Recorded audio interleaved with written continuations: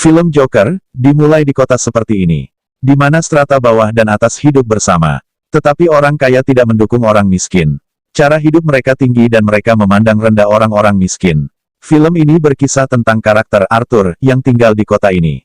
Dia dulu tinggal bersama ibunya. Dia menyukai komedi, dan dia ingin menjadi pelawak hebat suatu hari nanti. Idealnya adalah pembawa acara yang biasa menjalankan acara komedi yang hebat. Dia berharap suatu hari dia akan bersama pembawa acara itu di acaranya. Dia dulu bekerja keras untuk itu. Kemudian, Arthur ditampilkan, yang berdiri di jalan untuk iklan perusahaan, memegang papan iklan. Beberapa anak laki-laki nakal muncul di sana. Mereka melarikan diri setelah menggodanya dan merebut papan tanda miliknya.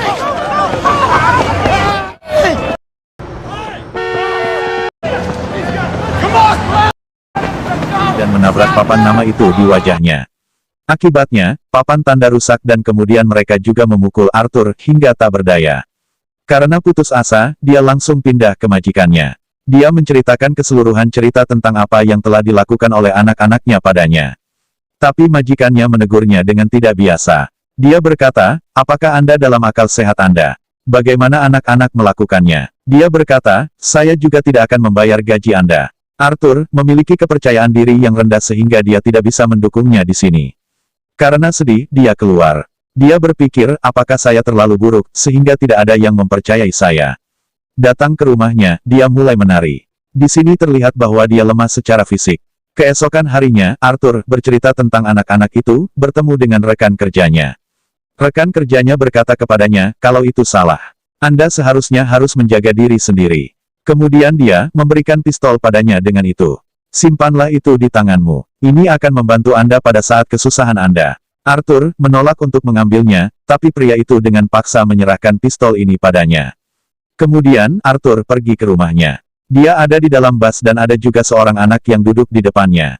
Dia mencoba membuatnya tertawa. Kemudian anak laki-laki itu mulai tertawa keras. Ibunya marah. Dia berkata padanya, Arthur, ayolah.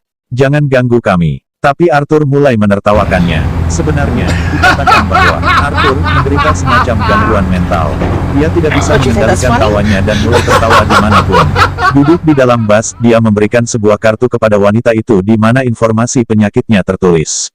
Sesampai di rumahnya, dia mulai minum obatnya. Sebenarnya, pengobatan ini jarang terjadi saat dia sedang tidak sehat secara finansial. Jadi dia biasa minum obat ini dari toko obat pemerintah. Suatu hari, dia mengunjungi psikiaternya dan dia berkata padanya, tunjukkan buku harianmu. Apa yang telah kamu tulis? Membuka buku hariannya, dia menemukan pernyataan tertulis bahwa, I just hope my death makes more sense than my life. Kemudian, Arthur pergi ke rumahnya dan ibunya bertanya kepadanya, apakah Anda menerima surat yang dikirim oleh Thomas? Arthur menjawab, tidak. Bahkan hari ini pun tidak. Thomas telah ditampilkan sebagai pengusaha aristokrat. Dan orang-orang sangat takut padanya. Ibunya berkata padanya, bahwa dia pasti akan mendukung kami setelah mengetahui kondisi kami. Keesokan harinya, dia bertemu dengan seorang ibu tunggal dengan putrinya dalam perjalanan kembali ke rumahnya. Arthur mulai cukup menyukainya. Tapi dia kembali ke rumahnya. Ibunya kembali menanyakan tentang surat yang sama di sini. Arthur berkata, dia tidak akan mendukung kita dan apa hubungan Anda dengannya. Keesokan harinya, teramati bahwa gadis lajang datang ke rumah Arthur. Dia berkata kepadanya, saya memperhatikan dari saat Anda mengejar saya. Arthur menjawab, ya. Aku suka Anda. Gadis itu mulai menertawakannya. Mereka segera mengembangkan ikatan persahabatan satu sama lain.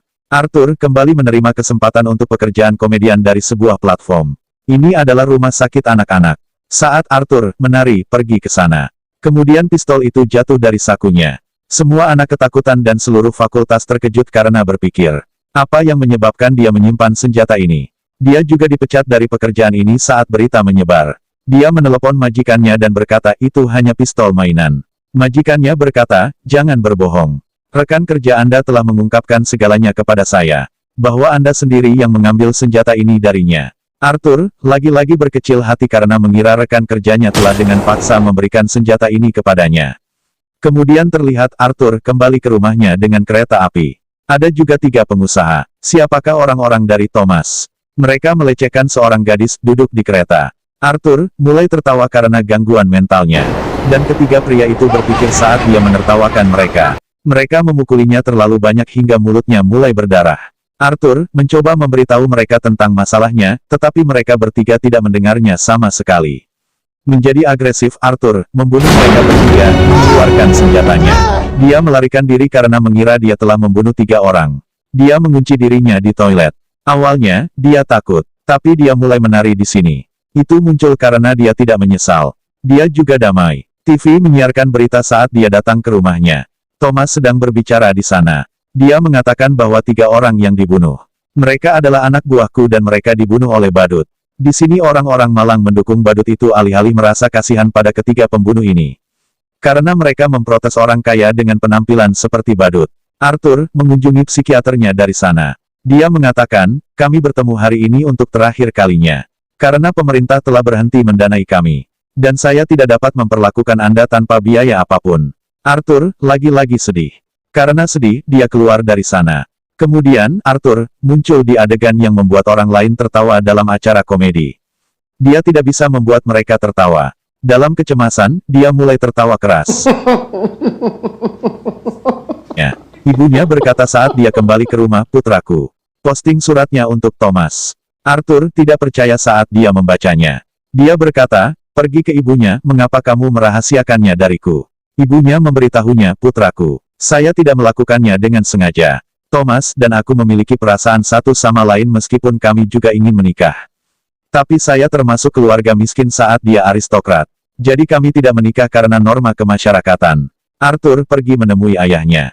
Saat dia sampai di sana, putra Thomas sendiri ada di belakang pintu gerbang. Arthur mulai menunjukkan perilaku kekanak-kanakan di hadapannya. Dia juga mencoba membuatnya tertawa. Sementara itu, pekerja rumah tangga Thomas mendekat ke sana. Dia berkata kepada anak itu, tidak baik berbicara dengan orang asing. Dan dia meminta Arthur untuk pergi. Kata Arthur, aku akan pergi setelah mengungkapkan kebenaran. Ibu saya melayani selama 30 tahun untuk rumah Thomas. Mereka dulu menyukai satu sama lain. Dan saya bukan anak dari orang lain melainkan Thomas. Pekerja rumah tangga berkata kepadanya, kamu dan ibumu sama-sama gila. Dia telah mengarang cerita ini. Dia tidak peduli dengan Thomas. Mendengarnya, Arthur merasa sakit dan pergi dari sana. Saat pergi ke rumahnya, dia mengetahui bahwa ibunya mengalami serangan kesehatan. Dia dipindahkan ke rumah sakit. 2 petugas polisi mendatanginya saat dia duduk di luar. Mereka bertanya kepadanya, We had a few questions for you, but you weren't home. So, we spoke with your mother.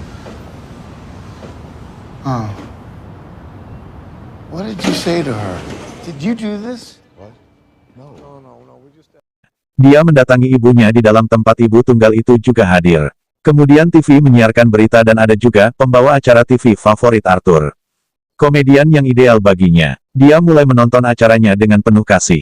Pada pandangan pertama, wajahnya sendiri ditampilkan di TV. Sebenarnya, komedian ideal Arthur sedang mengolok-oloknya. Saat Arthur tak bisa dikendalikan adalah tawa dalam acara komedi. Dengan cara ini, Arthur terluka parah karena berpikir cita-cita saya adalah mengolok-olok saya. Saya mendapat motivasi darinya. Dia tidak mempercayainya. Thomas datang ke rumah dan TV menyiarkan berita. Keadaan kota itu semakin parah. Lapisan miskin telah datang ke jalan, memakai riasan badut. Dan mereka memprotes rakyat aristokrat. Banyak permusuhan meningkat di antara mereka. Dan mereka semua adalah lawan dari Thomas. Arthur sangat bersemangat mengetahui itu. Semua memakai riasan badut. Ia merasa karyanya dipuji untuk pertama kalinya. Sekarang tempat di mana strata miskin memberontak adalah sebuah teater. Orang-orang aristokrat sedang menonton film di teater itu. Thomas juga ada di sana. Polisi tiba di sana untuk menghentikan kerusuhan itu, melarang mereka.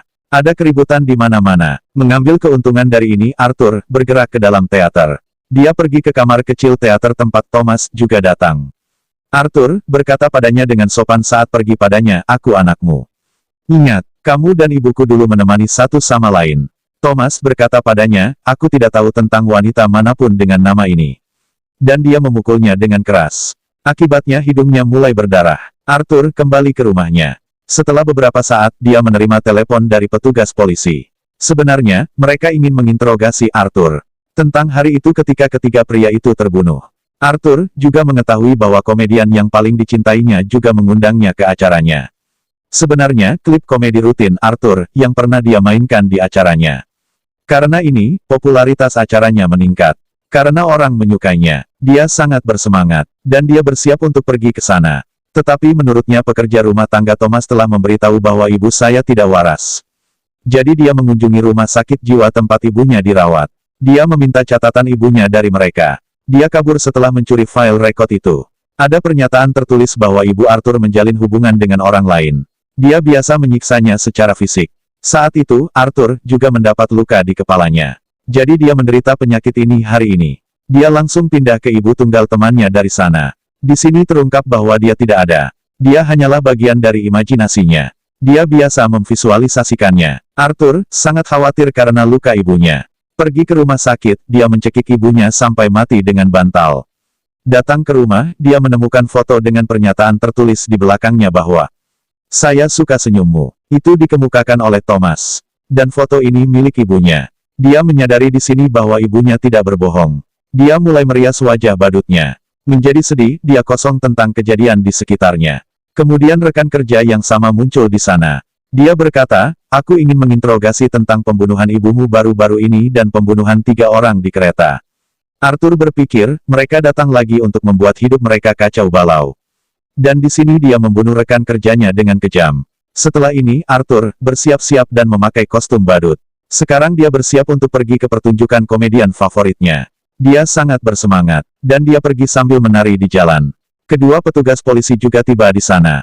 Siapa yang mendeteksi insiden kereta? Tapi, Arthur kabur. Dia naik kereta sambil berlari. Ada juga banyak orang yang memakai kostum badut. Polisi tidak dapat menggeledahnya di antara sejumlah orang. Mendapatkan kesempatan itu, dia keluar dari sana. Dan dia pergi ke acara komedian favoritnya. Dia bertanya, "Pergi ke depannya. Apakah Anda juga berpenampilan badut? Apakah Anda juga memberontak terhadap orang-orang aristokrat?" Arthur memintanya, "Jangan tunjukkan aku di hadapan orang-orang kecuali fakta ini. Bahwa saya adalah badut biasa." Kemudian transmisi langsung mereka dimulai. Penonton menjadi bersemangat mengawasinya. Mereka menghargainya. Komedian favorit Arthur mengajukan pertanyaan kepadanya di sana. "Mengapa Anda datang ke sini memakai riasan badut?" Balasan badut, "Saya selalu ingin bahagia. Dan saya juga ingin membagikan kebahagiaan di antara orang-orang. Orang-orang menyukai saya dalam tampilan ini, jadi saya lebih suka datang seperti itu." Di sini dia juga membicarakan sesuatu yang mengejutkan. Dia memberitahu semua orang dalam transmisi langsung ini bahwa orang-orang yang terbunuh di kereta telah dibunuh olehku. Dia berkata, "Saya mengungkapkannya sebelum Anda karena banyak orang miskin yang berakhir sampai sekarang. Banyak orang dari kelas atas dengan kejam membunuh orang-orang miskin. Apakah ada yang memperhatikan? Adakah yang bersuara melawan strata atas? Atau beritahu saya jika seseorang melewatkan korban? Mengapa orang-orang bersuara jika saya telah membunuh orang kaya? Apakah tidak ada persamaan bagi seluruh umat manusia? Apakah ada keahlian khusus mereka di antara orang-orang kaya?"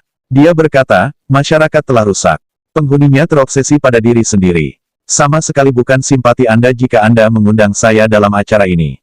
Anda melakukannya karena popularitas pertunjukan Anda meningkat karena kehadiran saya." Tapi komedian favorit Arthur berkata, "Tidak sama sekali." Arthur marah sambil berkata, "Apakah kamu masih berbohong?"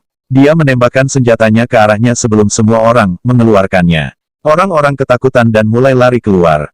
Tapi Arthur terlihat percaya diri di sini. Dia tidak takut pada siapapun. Polisi menangkap badut Arthur dalam kejahatan ini.